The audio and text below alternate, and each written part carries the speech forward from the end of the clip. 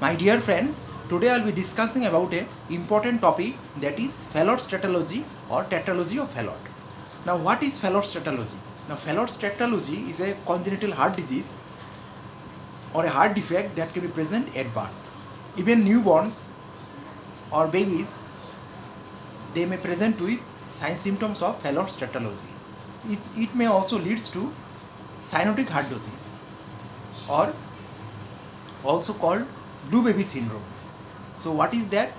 Because of cyanosis, because of the presence of various components of the Fallot's tetralogy, the cyanosis may be at risk. The newborns or babies or the children may at higher risk of getting cyanosis, and the baby become blue in color.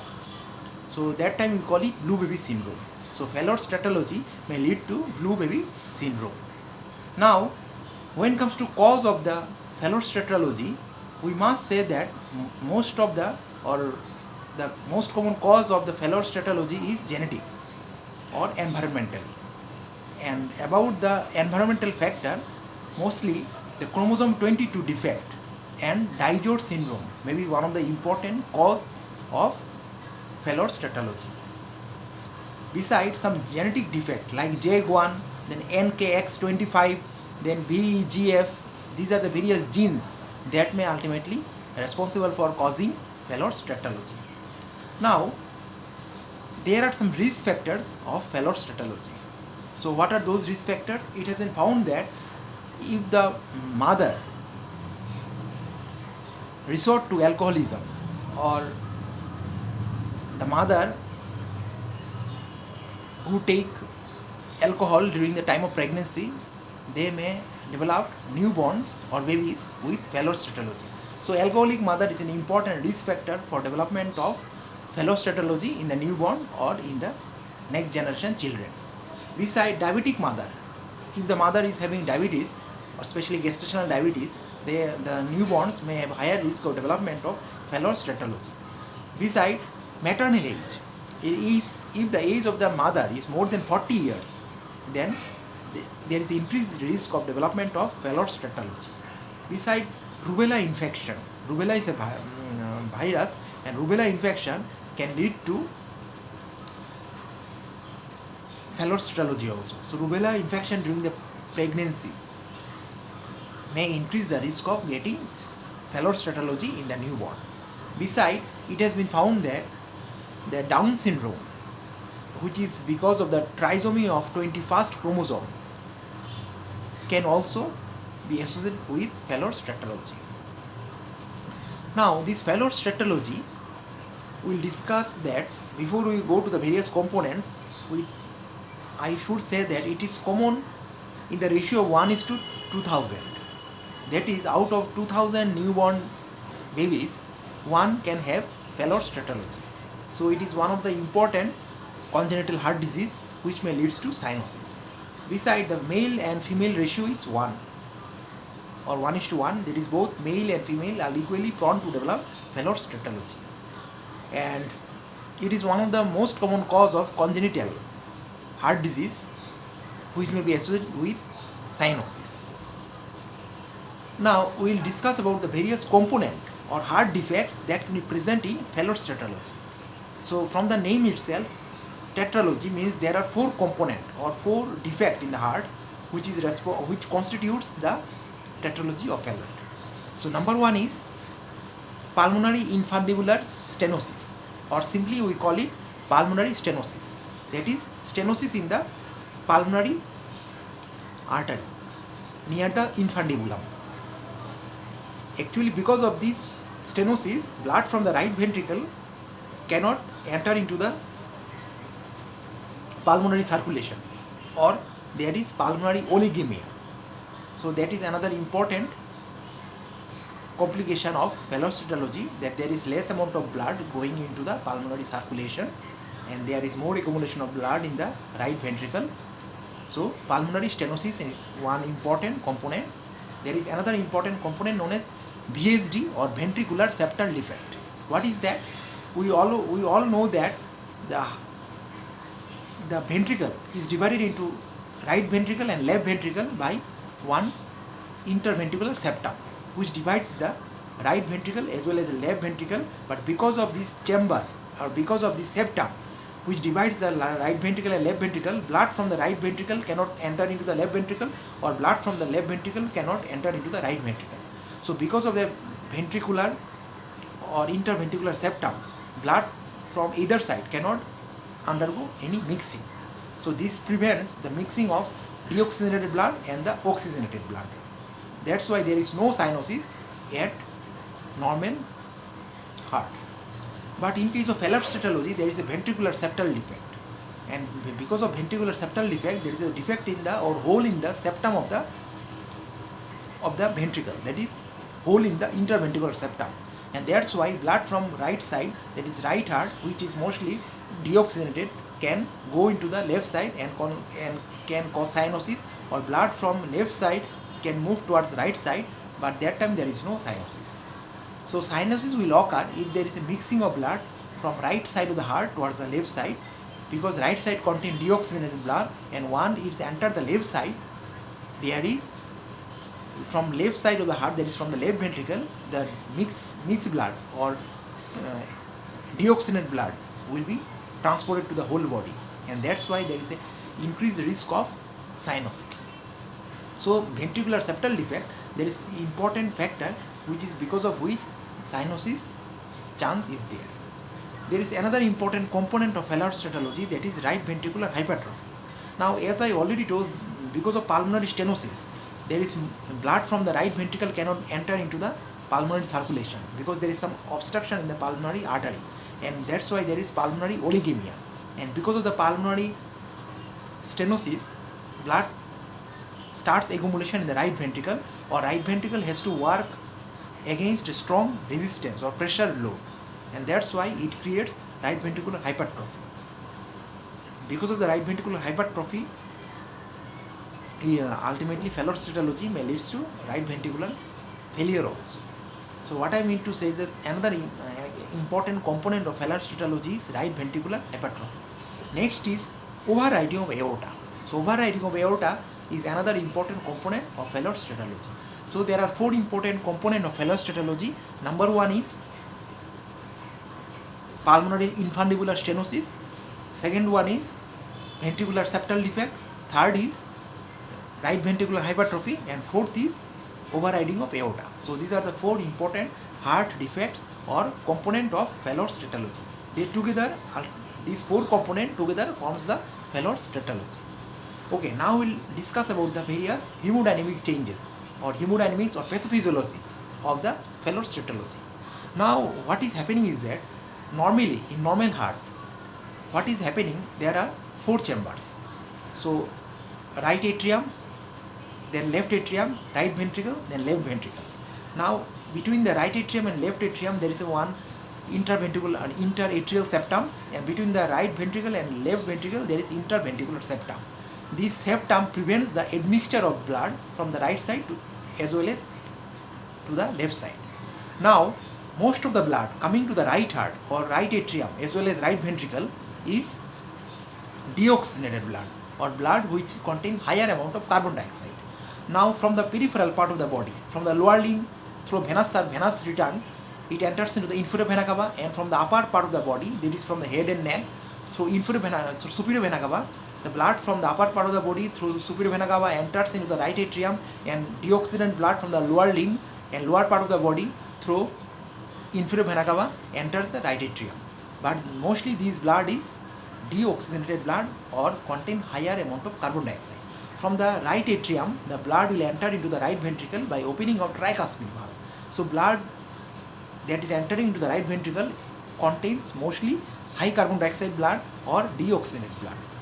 That's why the blood which is circulated in the right heart or right side of the heart is deoxygenated blood or carbon dioxide blood, or a blood which contain high level of carbon dioxide. So we call it deoxygenated blood. Now from the right heart, that is from the right ventricle, because of contraction of the right ventricle, the blood will enter into the pulmonary artery, which carries blood from the right ventricle towards the lung for oxygenation. And there is another valve here known as semilunar valve or pulmonary valves, which, because of which blood from the right ventricle can enter into the lung and for oxygenation. So deoxygenated blood from the right ventricle will move towards the lung through pulmonary artery for gaseous exchange, which undergo oxygenation. So after oxygenation, at the level of pulmonary capillaries, the blood becomes oxygenated and it through pulmonary veins ultimately enters into the left atrium. So the blood entering into the left atrium, that is the left side of the heart, is oxygenated because the deoxygenated blood enters the heart. The deoxygenated blood from the right heart enters the lung and undergoes oxygenation, and out after oxygenation it enters the left atrium via 4 pulmonary veins. Now from the left atrium, by opening of mitral valve, the oxygenated blood will enter into the left ventricle. So from the left ventricle, now left ventricle will contract and blood from the left ventricle will enter into the aortic circulation, or via aorta it enters into the systemic circulation. That's why the blood in the left side of the heart is oxygenated blood or pure blood, and blood from the right side of the heart is mostly deoxygenated blood because which contain high amount of carbon dioxide, so or impure blood. So blood from the right side of the heart is impure blood or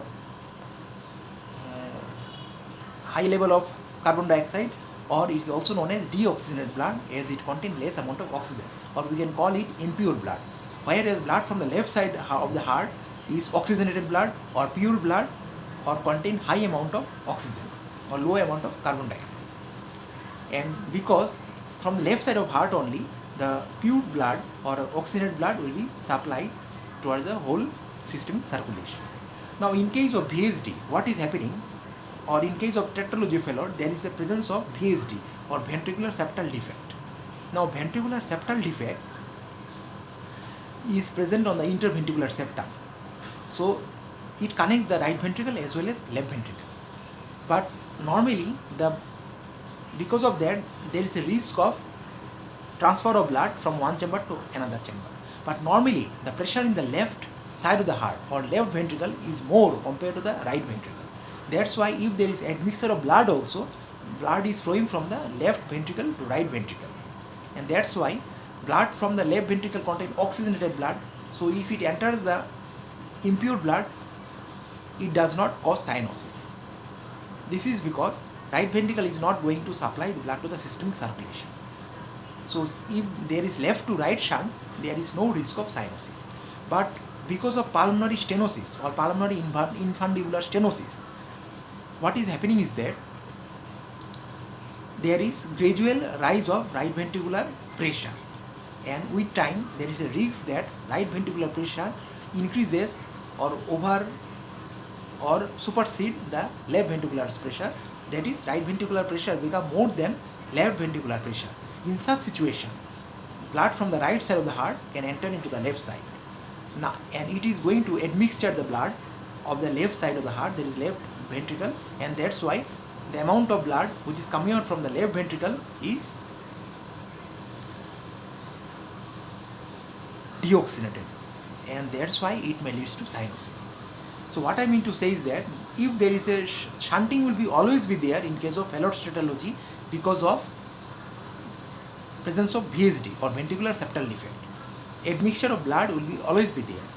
But normally if the admixture of blood is from the left to right side, then there is no cyanosis. But any cause, because of any, if there is any, or because of pulmonary stenosis, right ventricular pressure increases, then what will happen?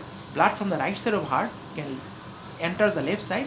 There the problem starts because it will lead to cyanosis, and it may, the Fallot's tetralogy can give rise to a complex cyanotic heart disease, and even it may lead to blue baby syndrome. So these are the various pathophysiological mechanism or complication of the Fallot's tetralogy. Now because of pulmonary infundibular stenosis, right ventricle has to work against a strong resistance to push the blood towards the lung. So it is working against a strong pressure overload or resistance, and that's why gradually with time the right ventricle undergoes hypertrophy. The musculature of the right ventricle undergoes hypertrophy, and that's why we see right ventricular hypertrophy. Now with time, this right ventricular hypertrophy, if it is the phellostatology, if it is not managed with surgical intervention or some other intervention, right ventricular hypertrophy may ultimately complicate to get or to give rise to right ventricular failure, and ultimately it may lead to left ventricular failure also. So phellostatology, if it is not managed or it is not prevented or it is not treated, may leads to right ventricular failure and eventually left ventricular failure. So this is one of the important complication of phellostatology. Now we will discuss something about the sign symptoms of phellostatology. Now this phellostatology is a congenital heart disease, so it may present in newborn babies also, but the sign symptoms may vary from patient to patient or from newborn to newborn. Even in the newborn, they might be having the phellostatology, but they may be asymptomatic, and even some patients may be very much symptomatic or present with severe manifestation of the disease. So sign symptoms of the disease, depending on the or manifestation of the sign symptoms, it depends on the severity of the disease. So the patient may present without any sign symptom or may be asymptomatic, and even they may present with severe sign symptoms or severe manifestation of the disease. So this is the range of the sign symptom of the disease. Now in case of phellostatology, or the if it is present in the newborn, one of the important sign symptom is that if the baby cry, then there is an increased risk of getting cyanosed or blue and loss of consciousness. So one of the important clinical feature or complaint by the mother is that when the baby cry or do some exertion, it may leads to cyanosis, or the body become blue, baby become blue, and even sometimes the baby may lose consciousness. So these are the one of the important sign symptoms of phellostatology. Besides, there may be heart murmur because there is ventricular septal defect. So blood from the left side is going to the right side in case of acyanosis, and in case of cyanosis, blood from the right side of the heart is moving toward the left side. So there will be some murmur because of ventricular septal defect as well as pulmonary stenosis. So murmurs of the heart or murmurs can be auscultated in the heart, as well as because of cyanosis there may be risk of presence of clubbing. So clubbing may be present. This is one of the important sign symptoms. Clubbing may be present. Then on auscultation or heart auscultation we can find some murmur also. Beside, it has been found that phellostatology can lead to cyanotic heart disease or may lead to cyanosis. Why it lead to cyanosis? As I told, because of pulmonary stenosis or because of some mechanism which leads to right side or right ventricular pressure more compared to the left side, then blood from the right ventricle can enter into the left side of the heart, and because of which cyanosis can occur. And those patients with cyanotic heart disease may present with various sign symptoms. What are those? One of the important sign symptoms is failure to gain weight. So in newborn or in babies or in children, the failure to gain weight is another important sign symptom. Then dyspnea or difficulty in breathing on exertion. So they may have exertional dyspnea. Then there is a polycythemia or increased RBC count because of cyanosis is one of the physiological change that occurs because of cyanosis. And one of the important sign symptom is that the baby will turn blue on crying. So that is another important sign symptom. Besides, there is another spell known as TED spell or cyanotic spell, or also called acute hypoxic spell. So what is that spell or what is that episode? So this hypoxic spell means it's an acute condition which is precipitated by anxiety or pain or dehydration or even fever. So high fever or because of some pain stimulus or because of dehydration or anxiety, the hypoxic spell is precipitated. So what will happen in this hypoxic spell? In hypoxic spell or in cyanotic spell or also known as TED spell, the baby will present with shortness of breath as well as agitation. Then cyanosis will be there, and sometimes it may lead to loss of consciousness also. So normally the shunting in the blood, shunting of blood in the ventricle is from the left to right shunt, and that's why there is no risk of cyanosis. But because of various risk factors, or because of some anxiety, pain, dehydration or fever, the right ventricular pressure becomes very much increased, and during that time it leads to cyanosis by right to left shunt, and that is associated with the TED spell or hypoxic spell or cyanotic spell. So in TED spell there is a sudden increase in cyanosis, which ultimately leads to even syncope also. In older children, they may take a position known as squatting position, which ultimately relieves the sign symptom of the cyanosis. And because of this is because of the mechanism that when the person or when the child sit in a squatting position, it increases the systemic vascular resistance, and because of increase of the systemic vascular resistance, it increases the left ventricular pressure, and that's why the shunt from the right to left will be undergo reversal, or this causes reversal of shunt, and finally the shunt goes from left to right, and that's why there will be no cyanosis or decreased risk of cyanosis, or it lowers the chance of getting cyanosed. So in older children, in that TED spell or hypoxic spell, they will take the squatting position, or squatting position will relieve the sign symptom of the cyanosis, because it helps in increasing the systemic vascular resistance, as well as reversal of the shunt is there, which ultimately decreases the cyanosis or prevents the sign symptom of cyanosis. So this is all about the sign symptom of the Fallot's tetralogy. Now we will discuss something about the complication of Fallot's tetralogy. So what is the complication of Fallot's tetralogy? Now Fallot's tetralogy is a heart disease which contain ventricular septal defect, which is made up of another important heart defect known as pulmonary infundibular stenosis. Another defect is right ventricular hypertrophy and overriding of aorta. So when it comes to complication, the most important complication is because of VSD, and because of pulmonary stenosis there will increase risk of cyanosis. So it may lead to cyanosis or cyanotic heart disease. When the shunt goes from right to left shunt, the blood from the right ventricle that contain deoxygenated blood will enter into the left heart and ultimately increase the admixture of blood, which is circulated to systemic circulation, and finally leads to cyanosis. So systemic cyanosis may be one of the important complications of Fallot's tetralogy. Besides cyanosis, there may be another risk, that is, or another complication known as right ventricular hypertrophy. Now right ventricular hypertrophy occurs because of infundibular stenosis, and ventricle has to pump against the pulmonary resistance, higher pulmonary resistance, or decrease in the pulmonary inflow, and that's why there is more accumulation of blood in the right ventricle, which ultimately leads to right ventricular hypertrophy. But this right ventricular hypertrophy, if it persists for longer time, can lead to right ventricular failure. So this is second complication of cyanotic heart disease, that is Fallot's tetralogy. That Fallot's tetralogy, if it is untreated, can lead to right ventricular failure, and even right ventricular failure, if it persists for a long time, can affect the left ventricular failure. So that is the third important complication of Fallot's tetralogy, that it can also lead to left ventricular failure. So these are the various complications. First important complication is it may lead to cyanotic heart disease. Second important complication is that it can lead to right heart failure or right ventricular failure.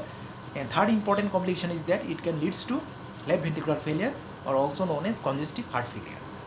So these are the various complications of Fallot's tetralogy. Thank you very much.